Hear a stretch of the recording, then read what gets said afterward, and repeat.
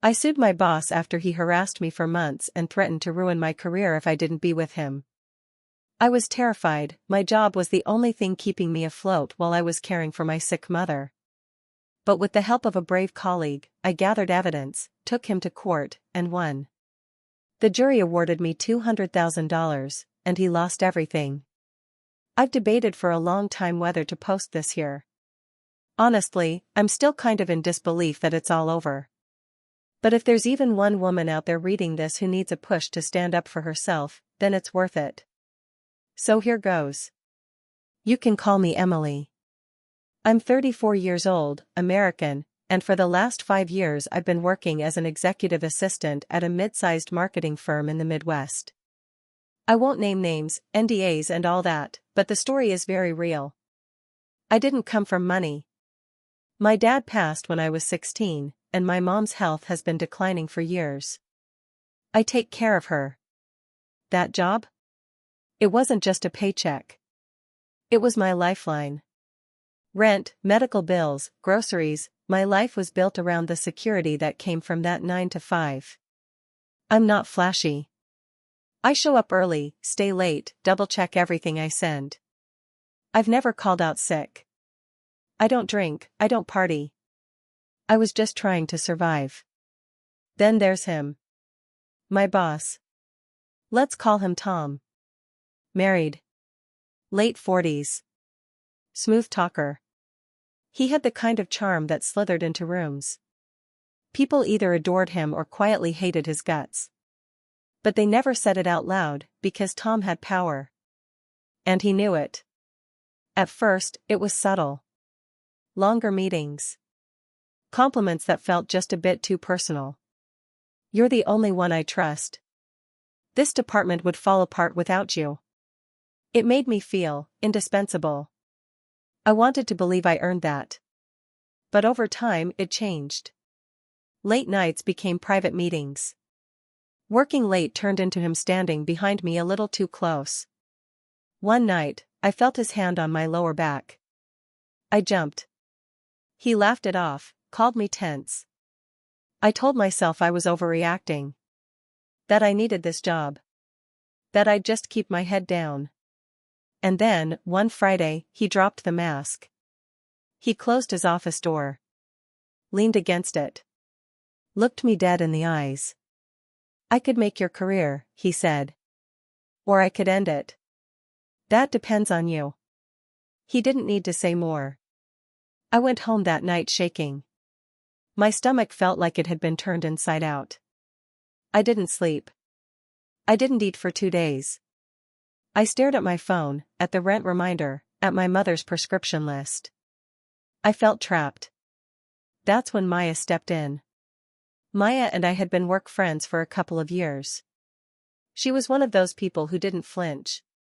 She could cut through bull with 3 words. Funny, sharp, always 2 steps ahead. I didn't want to tell her, I was ashamed. But she knew something. She understood something. One Monday morning, she caught me alone in the break room and said, "He's doing something, isn't he?" I broke. Just collapsed into tears right there next to the vending machine. She held me. And then she did something I didn't expect.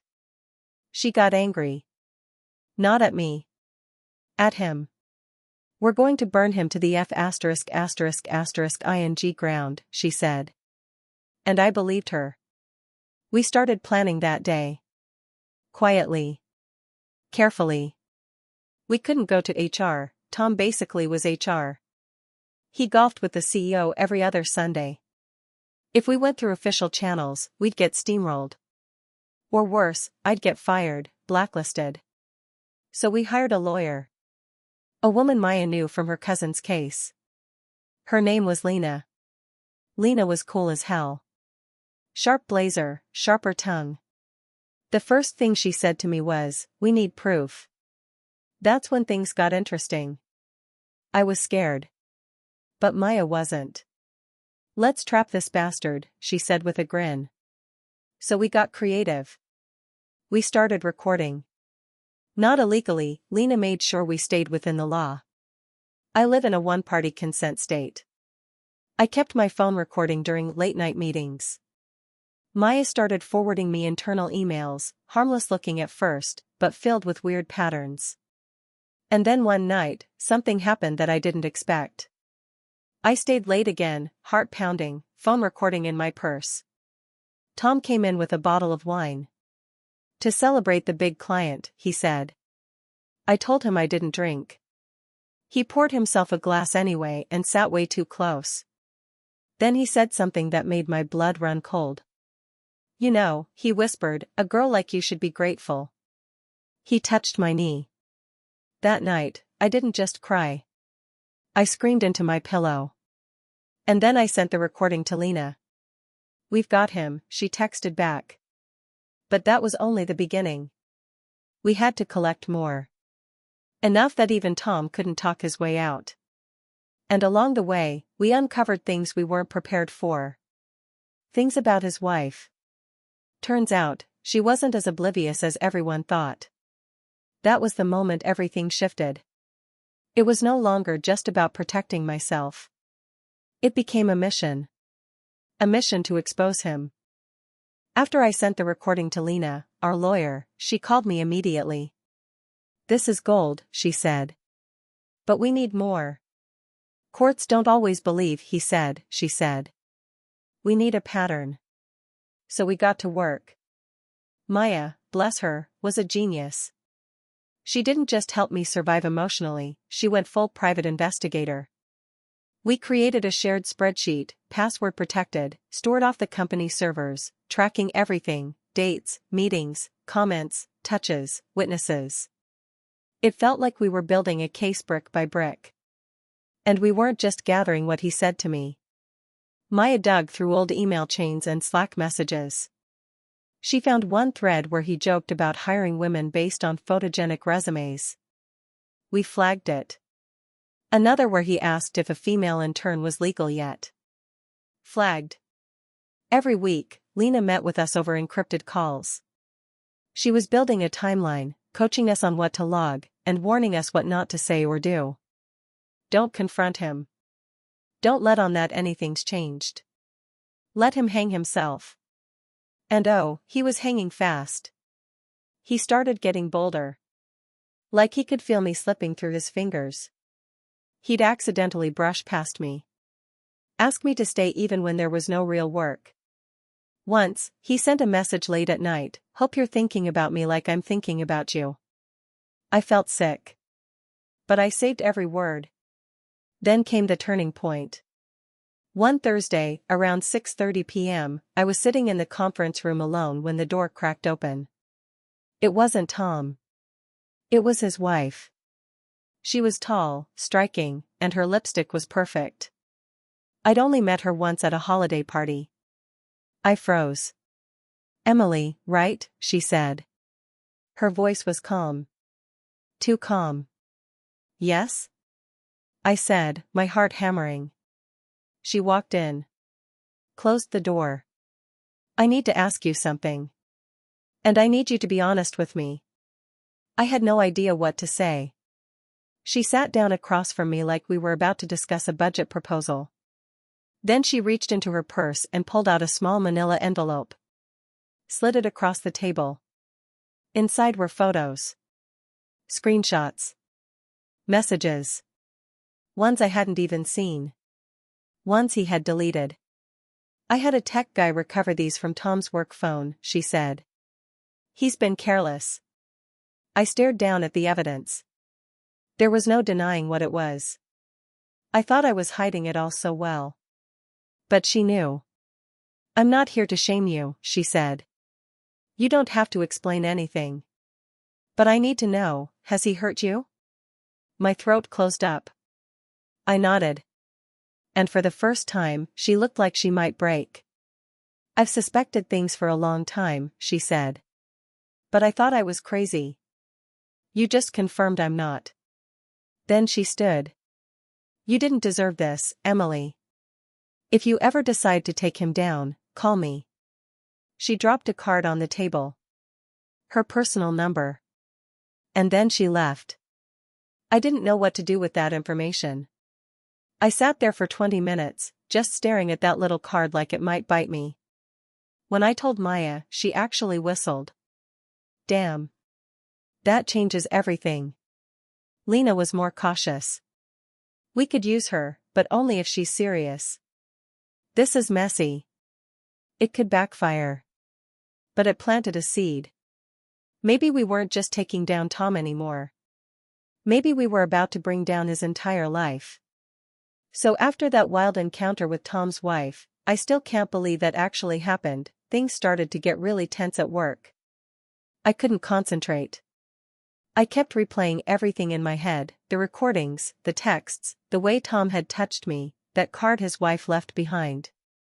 It felt like I was living in some twisted soap opera. But Maya, she kept me grounded. I don't know what I would have done without her. She didn't let me spiral. She made sure I ate, slept, and didn't delete all the evidence in a panic. Every time I doubted myself, she'd say, "You're not crazy. He did this. And we're going to make him pay." We didn't try to play games or bait him anymore. We already had enough. Instead, we started organizing everything. Every message. Every recording. Every time he called me into his office with no reason. Lena, our lawyer, built a full timeline. It was like watching a crime board in a detective movie come together. But Tom, he must have sensed something. He didn't say anything directly. But suddenly, he was different. He stopped calling me in 4 extra tasks. No late-night messages. No creepy smiles. Nothing. Just radio silence. For a second, I thought maybe he'd gotten scared. Maybe his wife confronted him. But Maya wasn't so sure. "He's planning something," she said. "People like him don't just back off. They get sneaky." And she was right. Because the next week, something weird happened. Our company's IT guy, Jordan, walked up to Maya at the printer and asked to speak to us privately. We didn't really know him well. He was the quiet type, always working behind the scenes. But that day, he seemed nervous. Sweaty palms, eyes darting around like someone was watching. We stepped into the stairwell to talk. "I know what you two are doing," he said quietly. "And I think you should know, you're not alone." We just stared at him. I felt my stomach drop. Jordan explained that his younger sister had interned at our company the summer before. She was just 20. And Tom, well, he pulled the same moves on her. The late nights, the mentorship, the comments. She quit after 2 months and never said why. But Jordan knew. He'd seen some of the messages Tom sent her when she forgot to log out of her company email once. He'd kept copies. He offered to help us. Said he still had access to some logs, building entry records, chat backups. We didn't ask for anything illegal. But just knowing someone else believed us? That was huge. I called Lena that night. She said it confirmed what she suspected, Tom had done this before. "This shows a pattern," she said. "Which makes your case a lot stronger." But even with all that, I still couldn't relax. Because something else was happening. Lena texted us late one night. "Heads up. I think Tom's moving money." I had no idea what that meant at first. But apparently, she'd pulled some preliminary financial info, through legal means, I promise, and Tom was trying to transfer funds out of his personal accounts. Fast. "Is he trying to run?" I asked her on the phone. "Could be. Or he's trying to protect his assets before we file." And just like that, the panic hit me again. We were running out of time. So after Lena told us Tom was moving money, things went into overdrive. I didn't know how fast these things could happen. One day, he's sending creepy messages. The next, he's ghosting everyone and moving his accounts around like he's prepping for a financial doomsday. Lena explained it in plain terms, he's trying to make himself judgment-proof. If he thinks we're coming for him, he might shift assets so that even if you win, you won't see a dime. That made me sick to my stomach. It was never about the money, not really, but the thought of him getting away with it again? Untouched? Free to move on and do this to someone else? I couldn't let that happen. Maya was furious. He gets scared for 5 minutes and suddenly he's a ghost, she muttered, pacing my living room. This guy's a walking slime trail. We had to act. Lena said if we wanted to freeze things before he moved everything, we needed to file immediately. No more waiting, no more gathering, just go. But there was one catch. She needed me to be fully on board. Not just quietly cooperating. I had to stand up and attach my name to the lawsuit. Publicly. That was the hardest part. I sat there with the paperwork in front of me, heart racing. I thought about my mom. About what it would mean to have strangers reading about this. About him. What if people at work turned on me? What if I couldn't get another job? What if he came after me somehow? But Maya sat beside me and just said, "You're not alone." So I signed. We filed the lawsuit the next morning. And the timing couldn't have been better, because 2 hours after that, Tom didn't show up to work. Not that day. Not the day after either. Gone. Vanished. We checked LinkedIn. Facebook. Even his golf club's online booking page. Nothing. But Lena? She's a shark. She pulled a few strings and found out he'd booked a last-minute ticket to Cancun. First class. Paid in cash. I'm guessing he was hoping to disappear before this hit the courts, she said. Too late. Within a week, he was officially served, yes, even on a beach. Don't ask me how, Lena has her ways. And suddenly? It was real. There were emails. Rumors. People whispering at the office. But no one had the full story yet. Just that something was happening, and Tom was on leave. Maya and I kept quiet. We let the process do its thing. But I felt like I was walking around with a ticking bomb in my pocket. And then, a woman from accounting came to my desk and asked to talk. Her name was Claire. I barely knew her. She always kept to herself, wore big glasses, and left right at 5 every day. She sat down across from me in the break room and whispered, "I heard what's going on. I think he tried it with me, too. A few years ago." She looked embarrassed. Like it was her fault. I just nodded and said, "You're not crazy. And you're not the only one." I didn't ask for her story. I didn't have to. We just sat there in silence for a while. More women would come forward later. But that was the moment I realized, we weren't just filing a lawsuit. We were starting something bigger. It's hard to describe what it felt like once the lawsuit was officially filed. Everything changed, but not in the way I expected. Tom was still on leave. The company didn't say anything publicly. No emails, no announcements. Just silence. But the silence was loud. People in the office started acting weird. Some wouldn't meet my eyes. Others were overly nice, like they were trying to pick a side without saying it out loud. But then there were people like Claire, the woman from accounting. After she came to me in the break room, she started walking with me to lunch.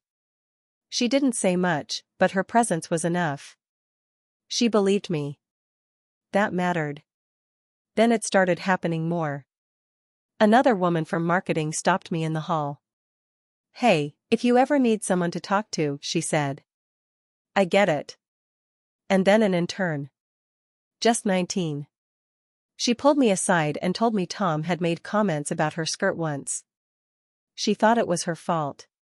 God. That broke me. Lena was thrilled about all this. "Every new person who speaks up makes your case stronger," she said. "This isn't just harassment, it's a pattern. A culture." We didn't drag anyone into it. Lena said we'd keep it to those willing to go on record, but even just the atmosphere shifting at work was enough to show the truth was coming out. Meanwhile, Tom's wife, remember her, actually reached out again. She called me from a private number. I just wanted you to know, she said, I filed for divorce. And my lawyer wants to talk to yours. I was stunned. She didn't say much else, but that one sentence? It was a bomb. She was done protecting him. And apparently, she had access to things we didn't. Emails. Financials. Even personal messages. She offered to share what she could. Through lawyers, of course, but still. Maya and I just stared at each other when I got off the call. Girl, he has no idea what's coming, she said, shaking her head. But just when I thought things were finally going in our favor, something weird happened. We got an anonymous email. No name. No return address. Just a burner account. It said, he's got someone inside the company helping him. Be careful who you trust. I showed it to Lena. She frowned and told us not to panic, but to stay alert. Maya, of course, immediately went into detective mode. She started watching people closely. Who talked to who? Who left the office late? Who always seemed to be around when I was working late? And yeah, we started to get suspicious of one person. Someone in HR. I won't name them, obviously. But let's just say, they were very quick to dismiss past complaints. And they always seemed to defend Tom a little too fast. Now that he was out of sight? They were unusually quiet. Watching. Maya called it early. We're being watched. Just be smart. We tightened our circle. Only talked through Lena. No gossip, no texts at work. Just business. But the pressure kept building. Something was about to give. One day I was walking into the break room like any other morning, just hoping the coffee machine wasn't broken, when I saw the crowd. Half the office was gathered around the big flat screen mounted on the wall. And there it was. Tom's smug face, right next to a headline that made my stomach twist. Marketing exec accused of sexual coercion by former assistant. The words hit harder than I thought they would. Even though it was true. Even though I lived it. Some people turned and looked at me when I walked in. Others pretended not to notice. It was like the whole room froze for a second. I grabbed my coffee and walked right back out. 10 minutes later, I was in the stairwell with Maya, trying not to cry. You knew this might happen, she said gently. But it doesn't make it easier. She was right. I knew. Lena warned us that once the filing hit public records, it might catch attention, especially if someone leaked it to the press. Which, clearly, someone did. Maya stood next to me, arms crossed, already looking like she was plotting revenge on whoever leaked it. I swear, she muttered, if I find out who sent that in. But honestly? That wasn't what I was worried about. I was worried about everyone else. People I didn't even know were forming opinions about my life, my choices, my body. That was the part one hadn't prepared for. The rest of that day was a blur. Some coworkers avoided me entirely. Others whispered when I walked by. One woman in HR, yes, the one Maya had her eye on, gave me the fakest smile I've ever seen. But there were good moments too. A woman from sales stopped me in the bathroom and said quietly, I'm proud of you. Seriously. Another guy from IT gave me a nod and said, took guts. Good for you. Still, by the time I got home, I was completely drained. I curled up on the couch and didn't move for hours. Then my phone buzzed. It was a text from an unknown number. I believe you. Thank you for speaking up. I couldn't, but I'm glad someone did. No name. No details. Just that. I stared at it for a long time. And I realized something, the story wasn't just mine anymore. It belonged to every woman he hurt. Every person who stayed silent because they couldn't afford to speak. Every intern, assistant, or staff member who thought they were alone. That message gave me the strength to keep going. And we needed that strength, because Lena called the next day with some heavy news. Tom has hired one of the most aggressive defense attorneys in the state, she said. This isn't going to be a quiet settlement. Of course he did. Of course. He wasn't going to admit anything. He was going to fight back. And with someone who specialized in flipping the narrative. He's probably going to dig into your personal life, Lena warned. Try to discredit you. Make you look like the problem. Great. But we weren't backing down. We'll be ready, I told her. Whatever he tries next, we'll be ready. Next time was, hands down, one of the hardest stretches of my life, not just because of what happened, but because of how it made me feel, exposed, vulnerable, like my whole life was being picked apart under a microscope. After Tom hired one of the most aggressive defense attorneys in the state, we entered the discovery phase. For those unfamiliar with the legal side of things, discovery is where both parties are required to exchange all relevant documents, communications, and potential evidence that might be used in court. In theory, it's meant to level the playing field. In practice? It's war. Quiet, relentless war. The moment discovery began, my world shifted. Lena sat me down with a new stack of forms and folders and explained what was about to happen. They'll go after everything, she said. Your emails. Your work calendar. Your social media. Any private messages they can get access to. They're going to try to make this about you, not about him. And that's exactly what they did. 2 days later, we got the first wave of subpoenas, requests for access to everything from my work email account to the messaging apps I used during office hours. They wanted phone records, chat logs, text messages. Hell, they even asked for metadata on when I'd logged into Instagram. I spent hours sitting with Lena, combing through every message and memory from the last 3 years of my life. It felt invasive and shameful, even though I hadn't done anything wrong. My personal life was being dissected like a frog in high school biology. I felt dirty, even when I wasn't. And Tom's legal team didn't miss a beat. They were like bloodhounds on a scent. One of their first big swings? An Instagram post from 3 years ago, me in a little black dress at a friend's birthday party, holding a margarita.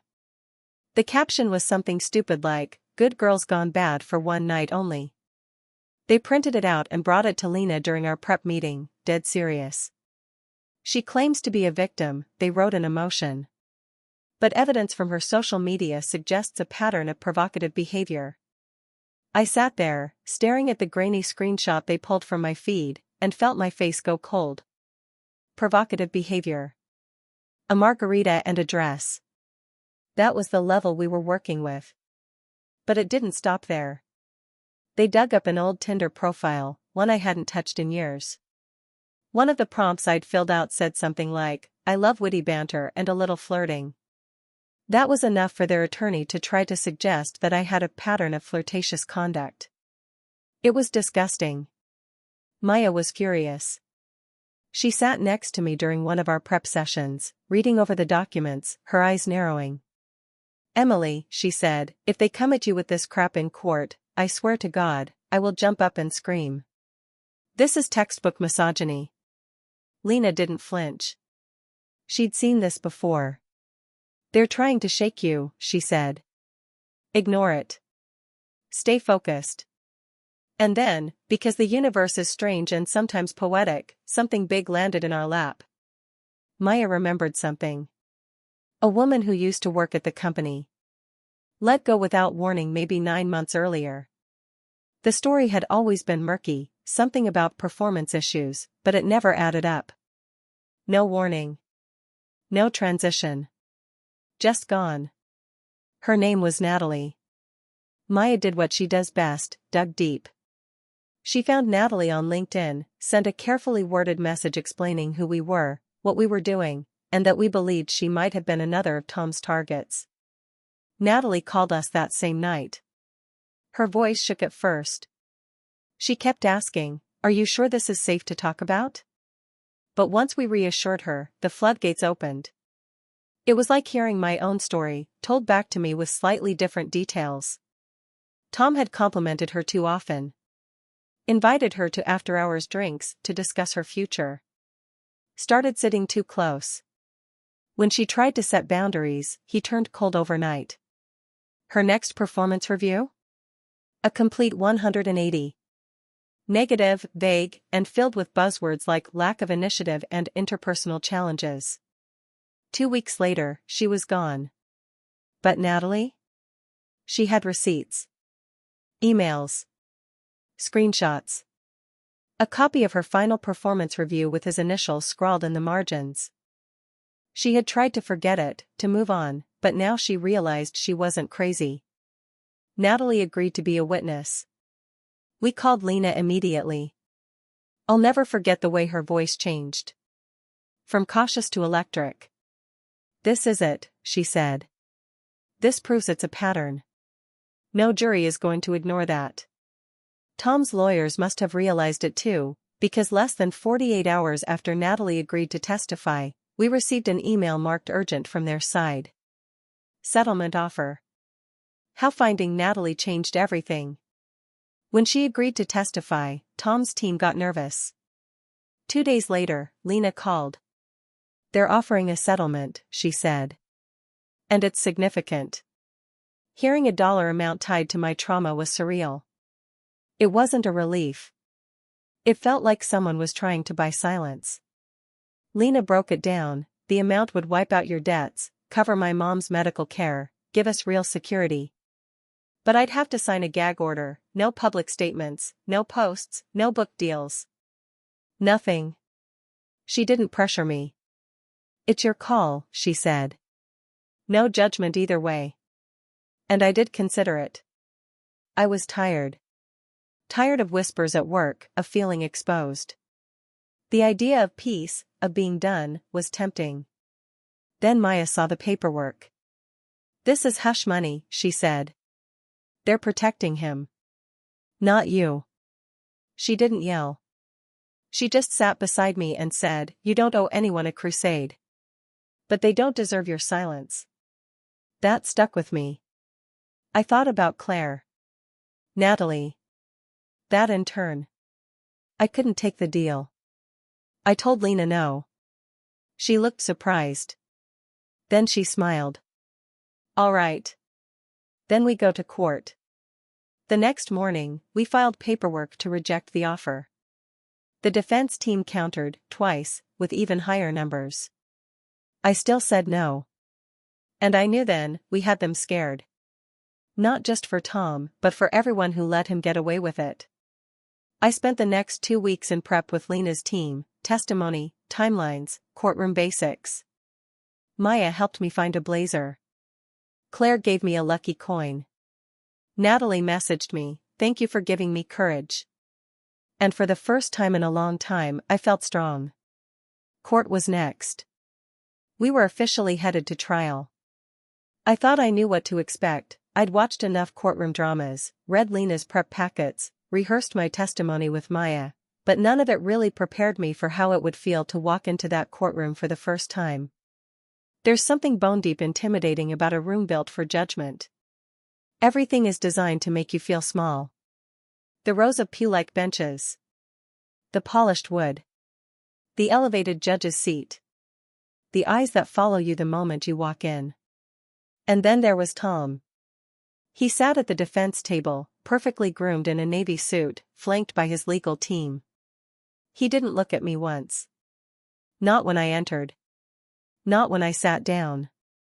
Just stared straight ahead, like none of this had anything to do with him. Lena leaned over and whispered, "That blank face? That's strategy. Don't let it rattle you." I didn't respond. I couldn't. My throat was too tight. The proceedings began with opening statements. Lena's was calm, factual, devastating. She outlined the timeline, the recordings, the pattern. Tom's attorney, in contrast, painted a very different picture.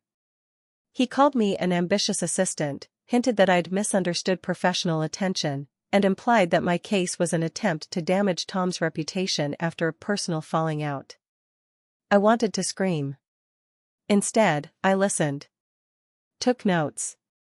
Clenched my fists in my lap. Then they called me to the stand.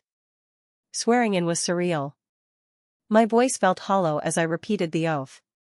Then I sat, hands folded, eyes on Lena. She started with direct questions, basic things, setting context, my role at the company, my background, how the interactions with Tom began. I answered clearly. Calmly. I stuck to the facts. Then came the defense cross-examination. Tom's attorney didn't yell. He didn't accuse. That would have been too obvious. Instead, he went for the slow, insidious erosion of credibility. He asked about my Instagram post. My old Tinder profile. Asked if I'd ever joked about flirting with a boss. Asked if I'd ever had feelings for Tom. I wanted to laugh. Or cry. Maybe both. Instead, I said, no. He kept going. Asked if I ever discussed my case outside the legal team. If I was coached by Maya. If I was enjoying the attention from the media coverage. Lena objected. The judge sustained it. But the message was clear, they were trying to make me the problem. When I stepped down, I was shaking. Maya was waiting outside the courtroom with a granola bar and a bottle of water. You did great, she said. He looked like a robot. I didn't feel great. I felt like I'd been through a storm. But it wasn't over. Not by a long shot. Next came the witnesses. Claire testified. She told the court about the way Tom made her feel uncomfortable, the things he said in passing. He never touched me, she said, but he didn't have to. You knew exactly what he was doing. Natalie followed. Her testimony was powerful. She described the sudden shift in her performance reviews, the pressure to meet outside work, the way HR seemed to turn against her once she pushed back. She had the documents to prove it. Then came Jordan from IT. He walked the court through digital logs, showing how often Tom had meetings scheduled with female subordinates late at night, meetings that never appeared on shared calendars. He confirmed the metadata on the audio recordings I'd made. Verified dates, timestamps. Lena was methodical. She let the evidence speak for itself. And then, in a moment I'll never forget, Tom's wife entered the courtroom. She didn't speak. She didn't have to. She sat behind our table, arms crossed, face unreadable. But when Tom saw her, his composure cracked. His jaw tightened. His posture stiffened. That image, her behind me, not him, said more than any testimony ever could. After a week of testimonies, evidence, and cross-examinations, the trial reached closing arguments. Lena spoke with precision. This case isn't about revenge. It's about accountability. It's about a man who used power to intimidate, manipulate, and silence women. And a woman who decided not to be silent anymore. The defense tried to play the credibility card again, but it felt tired. Hollow. Even the jurors looked weary of it. Then we waited. 2 days. Every second felt like a year. And then, the verdict. We won. The moment the verdict was read, I felt nothing. Not joy. Not relief. Just numbness. Like my body had been holding itself so tightly for so long that it didn't know how to react once the pressure was gone. The courtroom was dead silent when the jury foreperson said the words. We find in favor of the plaintiff. Just like that, and that's not all. The court awards Tom to pay me $200,000 for moral damages. I couldn't believe my ears. We just exchanged glances with Natalie. Tom's attorney didn't move. Tom stared straight ahead, face locked in that same smug expression he'd worn all week, only now it looked frozen. Empty. I remember gripping the edge of the table to keep from collapsing. Lena reached over and squeezed my hand. It's over, she whispered. But it didn't feel over. Not yet. We stepped outside the courtroom into a crowd of cameras and reporters. Lena handled the press. I said nothing. Just kept walking. Maya shielded me with her body like a bodyguard, whispering, "You did it. You really did it. Still, I felt hollow. It hit me later. That night, in my apartment, sitting on the floor with my shoes still on. I started crying and couldn't stop. I didn't even know why. Relief? Grief? Exhaustion? All of it, maybe. News spread fast. Articles popped up online. Social media posts started circulating. And suddenly, people who hadn't spoken to me in years were reaching out. Some were kind. Some weren't. One message from a high school acquaintance read, "Wow, you really brought him down. Hope you're proud." I didn't respond. Because yes, I was proud. And no, this wasn't about bringing someone down. It was about telling the truth. About refusing to let someone in power keep getting away with it. Tom? He was fired. Publicly. The company tried to spin it as a leadership transition, but everyone knew. The board issued a bland statement. But his wife, now ex-wife, released a quiet, dignified one of her own. "I support every woman who had the courage to speak the truth." It was all over the industry. People who used to name-drop Tom were now pretending they'd never known him. He lost his pension. His connections. Last I heard, he tried to launch a boutique consulting firm in another state. It's not going well. He vanished. But I didn't. I got a new job. I couldn't stay at my old job. One that actually values people. The hiring manager, who happened to be a woman, told me during the interview. I read the coverage. "Just so you know, I believe you. And I respect the hell out of what you did." I almost cried on the spot. My new team is supportive. The culture is healthy. No late-night meetings. No weird vibes. Just work. And respect. Maya? She got promoted. Her new title, Director of Strategy. She's already shaking things up in the best way. Claire joined a local women's advocacy group and now speaks at workshops about workplace harassment. Natalie's working for a nonprofit. She told me she sleeps better these days. Jordan from IT got an internal award for integrity. And he deserves it. But the thing I'm proudest of? We started a scholarship. Maya's idea. Funded with a chunk of the court award, plus donations from people who followed our case. It's for women entering male-dominated industries, STEM, finance, law. We called it the Helen Grant Scholarship. After my mom. She cried when we told her. And when I stood on that stage at the first award dinner, shaking the hand of a young woman about to study mechanical engineering, I felt something I hadn't felt in a long time. Hope. It wasn't just about surviving anymore. It was about rebuilding. That's what came after the lawsuit. After the headlines. After the judgment. A second chance. For all of us. It's been a year since the verdict. 1 year since I sat in a courtroom and listened to 12 strangers affirm what I already knew, that what Tom did was real, that my story mattered, and that fighting back wasn't just justified, it was necessary. So what does life look like now? Quieter. Calmer. But not completely healed. I still flinch when someone walks too close behind me. I still scan the room when I'm the last one in the office.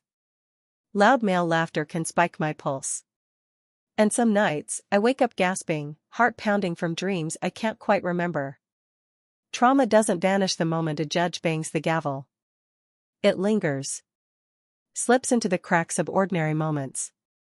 Grocery shopping. Waiting for the elevator. Opening my inbox. But there's peace too.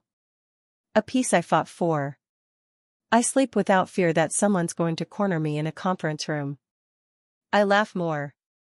I cook again. I can focus on my mom's health without wondering if I'll lose my job for taking her to an appointment. I even started gardening, badly, hilariously, but with real joy. And, I never thought I'd write this, I'm engaged. His name is Marcus. I met him 6 months after the verdict at a community event tied to our scholarship foundation. He's not flashy. He listens. Really listens. When I told him everything, he didn't look shocked or horrified. He just held my hand and said, "You've been through hell. But you're still here. That's all I need to know." He never makes me feel small. Never treats me like I'm broken. And that, honestly, is everything. My relationship with Maya has only grown deeper. She's more than my best friend, she's family. She came with me to look at wedding venues, rolled her eyes at the overpriced cake tastings, and threatened to body check anyone who disrespects me in a white dress. And Claire? Natalie? We still meet for lunch every other month. Sometimes we talk about work, sometimes about life. But every now and then, we sit in silence and just breathe. Because we can. That silence means something. It means we're no longer watching our backs. It means we won. But more than that, it means we're finally free. I saved one folder from the trial. 1. It's in a locked drawer at home, and I haven't opened it since. I keep it as a reminder, not of what happened, but of what I overcame. It's not pain I want to revisit. It's proof that I made it out. Every once in a while, I still get messages. Emails. DMs, anonymous notes. They all say the same thing. I thought I was alone. And every time I read those words, I remember what it felt like before all this started. Before the lawsuit. Before Lena. Before Maya turned to me in a break room and said, "He's doing something, isn't he?" I remember that silence. That shame. And I remind myself, I'm not there anymore. But someone else might be. And if my story can help one more woman feel seen, one more person step forward, then everything, every awful, terrifying, humiliating moment, was worth it. How do you end something that doesn't really end? The story might be over, but the echoes stay with you. And the truth is, there are thousands of other women living some version of what I lived, right now. So this post isn't about Tom. Or the lawsuit. Or the verdict. It's for you. For the woman scrolling Reddit at midnight, wondering if what's happening to her counts as harassment. For the assistant who stays late even though she's scared, because she needs the job.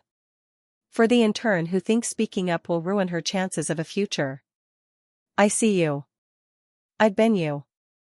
And I need you to know this. You are not crazy. You are not overreacting. You are not weak. When I was in it, when Tom closed that office door and leaned against it, when he told me he could make or break my career, I felt trapped. I thought I had no options. I thought if I spoke up, I'd lose everything. But silence costs more than we think. It eats at you.